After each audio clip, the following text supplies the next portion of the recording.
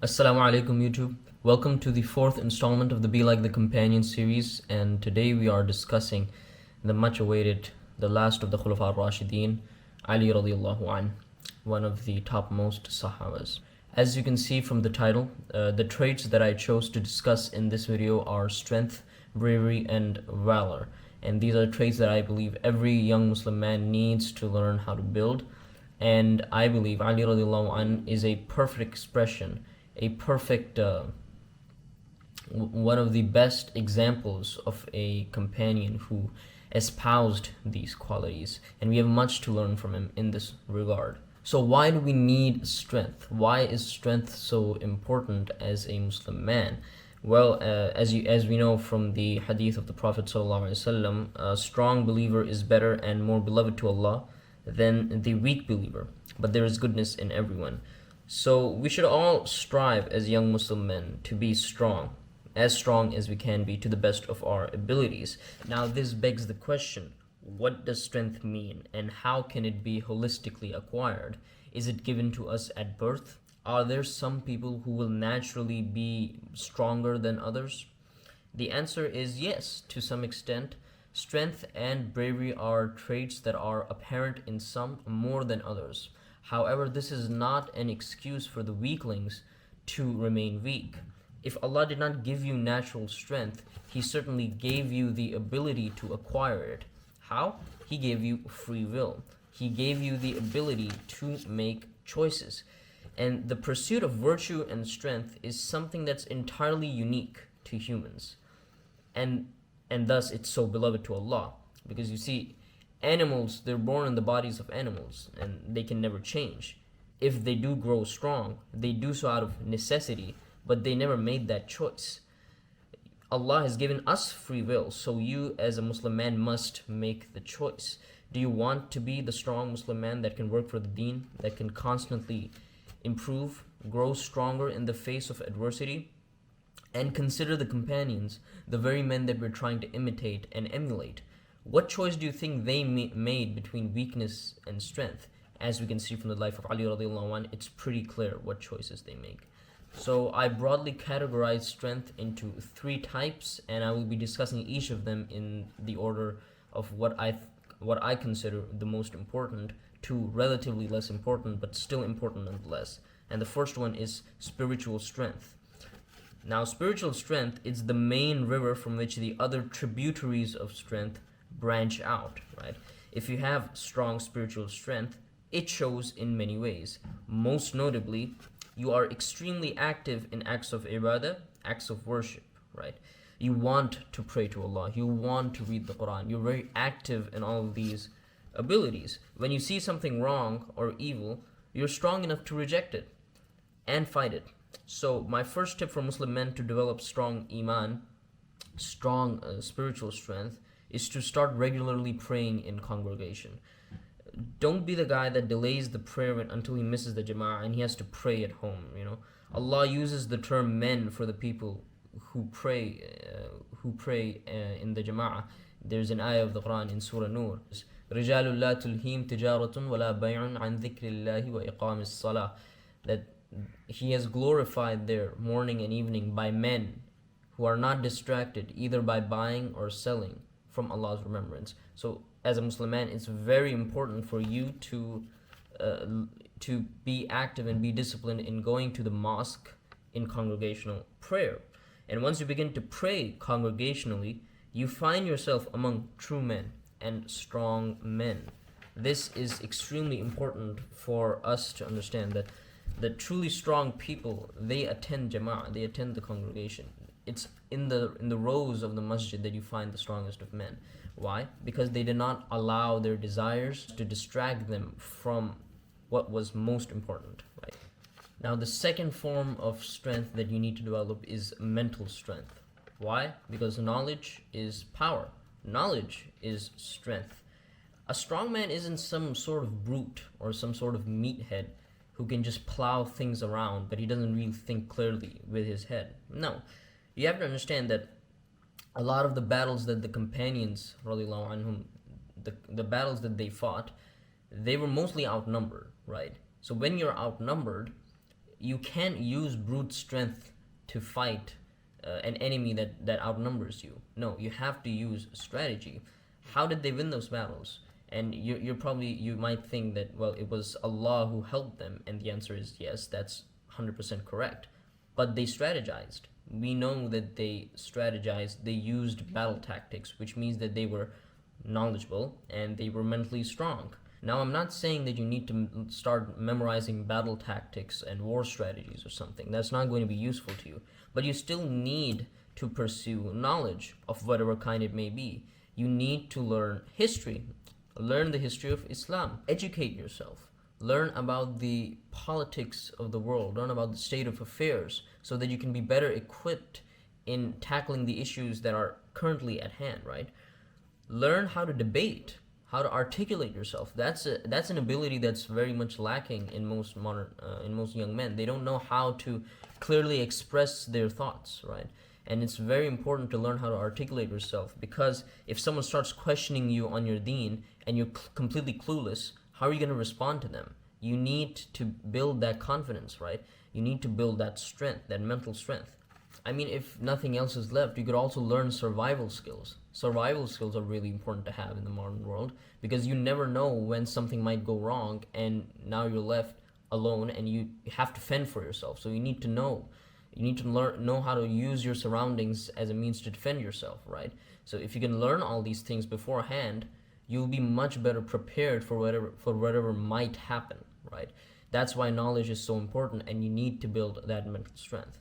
Now, the last aspect of strength that you should need to build is physical strength. And this is, in my opinion, the least important of the three, but it's still the one that most Muslim men are the most interested in, right? And for good reason. Ali radiallahu anhu was a very strong man physically. You can't tell me that the man who breaks down a fortress door and fights off soldiers on his own is physically weak. It doesn't compute. Therefore, as a young Muslim man, you need to focus on this aspect as well, because eventually, despite whatever is in your heart and whatever your intentions are, it all comes down to how you apply it in the physical realm. And in this physical realm, we get hurt, all right? We feel pain.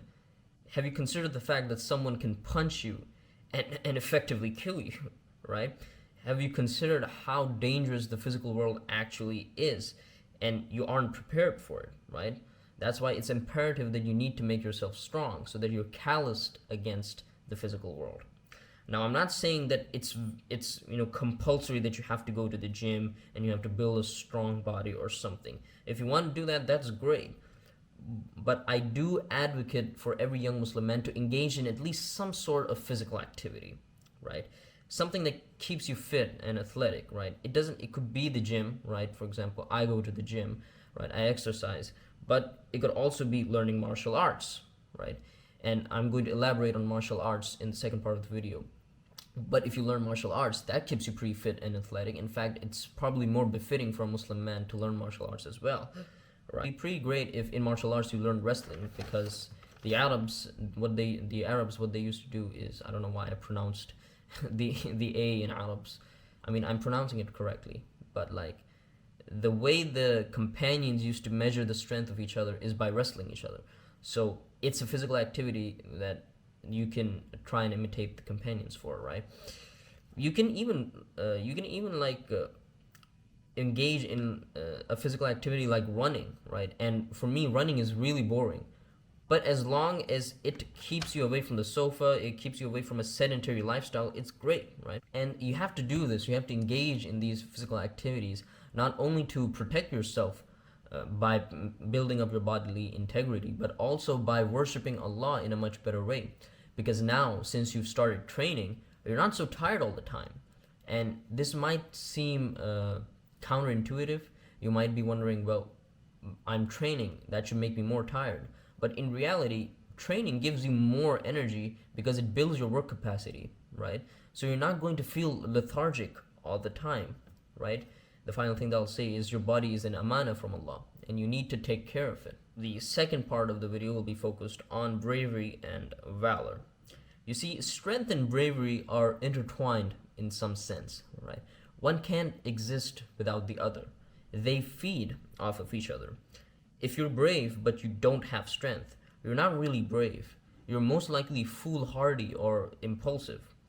But it's really important to cultivate bravery because, yes, it is a quality that can be built. Now, you might say, isn't bravery the same thing as confidence? And in my opinion, no. They're two very distinct things.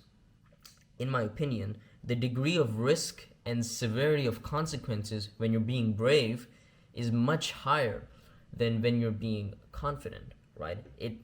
When you're being brave, you're taking a greater risk than if you're confident, right? That's the distinction between the two. So bravery is not dependent on confidence. You could be the most frightened person in the world and still be brave because it hinges on faith. Now, as far as Ali radiallahu anh is concerned, we know from his life that he was brave from the beginning. He was very young, right, almost a child, and this is one of the events from his life which I really like because I used to read about this and I used to relate to it because I think I was around the same age as Ali radiallahu anh when I actually started reading about Ali radiallahu anh, and when I learned that he was like 9 or 10 or so, he was almost a child when he publicly announced in front of the council of the Quraysh his support for Muhammad sallallahu alaihi wasallam, right? And this is an act of bravery. Most children are not brave at this age. Most of them, they're not really interested in what the grown-ups have to do. But as you can see, he was actually very interested, and he expressed that bravery all throughout his life. He laid in bed as a decoy for the Prophet ﷺ when the Prophet left for Medina. That's an extremely brave act. And he participated in almost all the battles. He displayed many acts of bravery throughout his life. So how can we build a foundation towards becoming brave? It all hinges on our ability to take risks and exit our comfort zone. This is what determines whether you're brave or not, right? And this is a bit funny, but I don't know if you guys remember, but back when I first started self-improvement, I was advocating for cold showers a lot, right? Because it was one of, if not the first act of self-improvement that I actually took. I started taking cold showers, right? And this is something that I still personally employ to this day, because as someone who, for someone who struggles with self-image or has self-esteem issues, you can put aside the fact that cold showers have health benefits or they act as a placebo of some sort. It's really, when you have a freezing stream of water in front of you and you have to enter it and you know it's going to hurt, it's an act of courage, right? It takes bravery. And this act, if you take cold showers every day, is going to help you repair that perspective that you have of yourself. That perspective and that image that you have of yourself as a coward or as someone who's weak, right? This is the first step. This is the first tip that I'll give you guys. It's to start taking cold showers every day, right? Especially if you're someone who doesn't really take cold showers. If you do take them, then you probably don't face as much self-esteem issues. And because this is an act that really does require bravery. It's one of the first acts of bravery.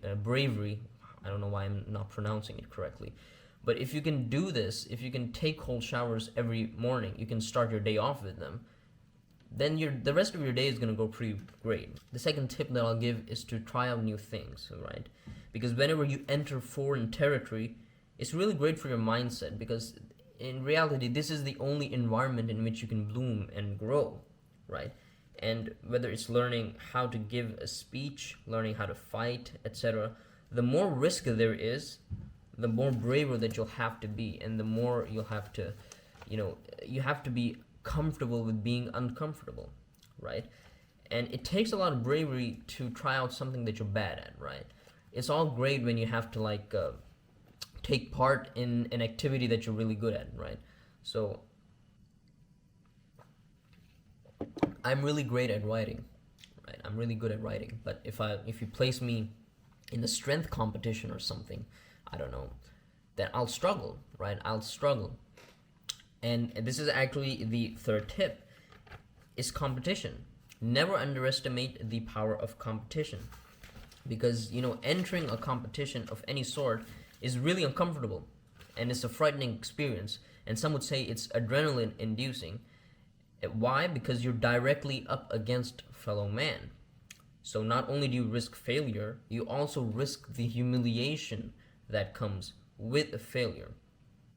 And the fact that competitions induce adrenaline in the first place is proof that they are actually really great at building your bravery. Why? Because you activate a fight or flight response, which is so important.